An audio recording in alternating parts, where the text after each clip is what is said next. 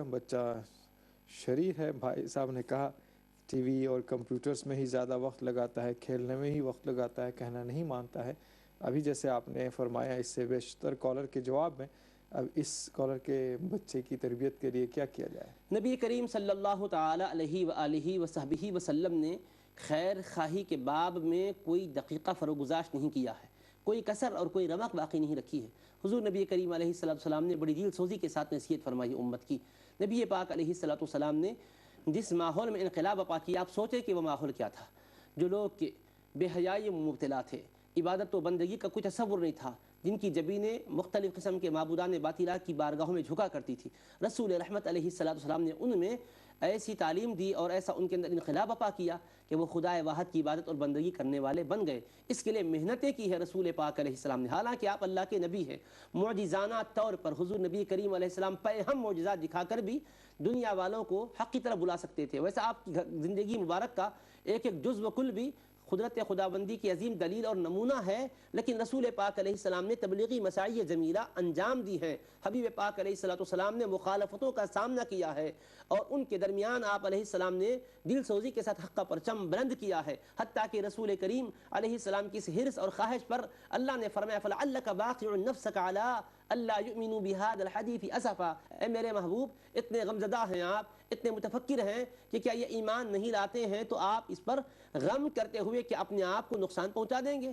آپ اپنی جان پر اتنی مشقت کیوں لیتے ہیں میرے محبوب, فرمایا اللہ پاک نے. لیکن رسول کریم علیہ السلام کی یہی فکر ہے کہ بندہ خدا حق کا بندہ بن جائے, حقیقت میں خدا کا بندہ بن جائے, عبادت اللہ کی کرنے والا بن جائے. تو بچہ اگر ٹی وی دیکھتا ہے, بچہ کمپیوٹر میں اپنا وقت ضائع کر رہا ہے, تو آپ کو کس طرح سمجھانا چاہیے؟ آپ پہلے یہ سمجھ لیجئے کہ آپ اس کو حق کی طرف بلا رہے ہیں, تو حق کی طرف بلانے والا جو داعی ہوتا ہے اس کے لیے قرآن نے ایک اسلوب بتلایا, ادعو الی سبیل ربک بالحکمت والموعظۃ الحسنہ, کہ اپنے رب کی راہ کی طرف تم بلاؤ, حکمت کے ساتھ بلاؤ, حکیمانہ انداز اختیار کرو اور نصیحت کا انداز اختیار کرو.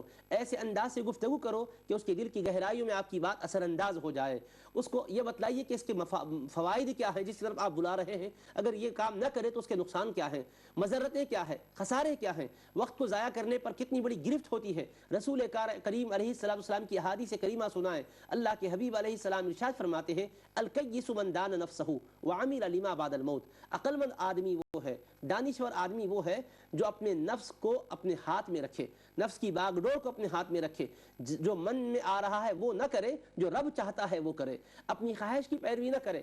خواہش کی انسان پیروی کرے گا تو بابا تم اپنی خواہش میں آ رہا ہے کہ فحش مناظر دیکھو, تمہارے جی میں آ رہا ہے کہ کمپیوٹر پہ بیٹھ کر اپنے وقت کو ضائع کرو, تو سنو یہ تمہاری خواہشات کی پیروی کرتے کرتے تم دنیا سے چلے جاؤ گے. آنکھ بند ہونے کے بعد ایک ایک لمحے کا حساب و کتاب ہوگا. اس وقت اللہ پاک کی بارگاہ میں جب تم کو وہاں پوچھا جائے گا اور تم سے تمہاری زندگی کے لمحات کے بارے میں سوال ہوگا تو تم کو بڑا پچھتاوا ہوگا. اور تم کیا کہو گے؟ قرآن نے بیان کیا, یہ کہو گے رب ارجعون لعلی اعمل صالحا فیما ترکت, اے میرے پروردگار ایک اور موقع دے دے, پھر دنیا میں مجھے لوٹا دے, کیونکہ وہاں وقت کو ضائع کر کے آیا ہوں. میں دنیا کی بھول بھلائیوں میں لذتوں میں اپنے آپ کو تباہ و تاراش کر کے آیا ہوں. اب مجھے موقع ایک دے دے تاکہ اچھے عمل کر کے آؤں, تاکہ تیری رضا اور خوشنی کے کام کر کے آؤں. تو اللہ کیا فرمائے گا؟ ٹھیک ہے ایک موقع دیتا ہوں, نہیں فرمائے گا. اللہ فرمائے گا کلا, ہرگز نہیں, موقع دیا جا چکا ہے. بلکہ قرآن کریم نے یوں فرمایا اولم نعمرکم ما یتذکر فیہ من تذکر وجاءکم النذیر, کیا ہم نے تمہیں اتنا وقت نہیں دیا تھا, کیا ہم نے تمہیں اتنی عمر نہیں دی تھی جس میں نصیحت حاصل کرنے والا نصیحت حاصل کر سکتا تھا, اور تم کو ڈرانے والے سمجھانے والے بھی آ کر سمجھاتے رہے, پھر بھی تم نے پرواہ نہ کی. فذوقوا فما للظالمین من نصیر, عذاب کا مزہ چکو, ظالموں تمہاری طرف سے کوئی تمہارا دفاع کرنے والا بھی نہیں ہوگا, تمہاری مدد کرنے والا بھی کوئی نہیں ہوگا. اس وقت کا حال کیا ہوگا, اس وقت کتنا پچھتائے گا بندہ, اس وقت کا پچھتانا اس کو کوئی کام نہیں آئے گا. تو جزا و سزا کا یقین رکھتے ہوئے اللہ تبارک و تعالیٰ کی پیشی میں حاضر ہونا ہے, پیش گاہ حق میں, اس کا یقین رکھتے ہوئے اپنی زندگی کے لمحات کو گزاریں. کیونکہ ہم یہاں آئے ہیں تو ہم اپنی مرضی پر چلنے کے لیے نہیں آئے ہیں. یہ زندگی کیا ہے, ایک امتحان کا مقام ہے. الدنیا مزرعۃ الآخرہ, دنیا آخرت کی کھیتی ہے, یہاں پر کرنا ہے, اس کا صلہ ہمیں آخرت میں پانا ہے. اللہ تبارک و تعالیٰ نے وقتوں کی قدر کرنے کا حکم دیا ہے, اور نبی کریم علیہ السلام نے ہدایات دی ہے کہ اپنی زندگی کو غنیمت جانو. اغتنم خمسا قبل خمس, 5 چیزوں سے پہلے غنیمت جانو. اس میں سے نبی پاک علیہ السلام نے فرمایا فراغ کا قبل شغلک، اپنی فرصت کے لمحوں کو غنیمت جانو، مصروفیت کے آنے سے پہلے فرصت کے اوقات کو ایسے کاموں میں خرچ کرو کہ جو تمہیں دنیا میں بھی فائدہ مند ہوں گے، آخرت میں بھی تمہارے لیے نجات کا باعث ہوں گے۔ حکیمانہ انداز میں سمجھاتے رہیں۔ اللہ تعالیٰ سے امید ہے کہ آپ کی نصیحت پر وہ عمل آوری کر کر انشاءاللہ اپنی زندگی کو سنوار لیں گے۔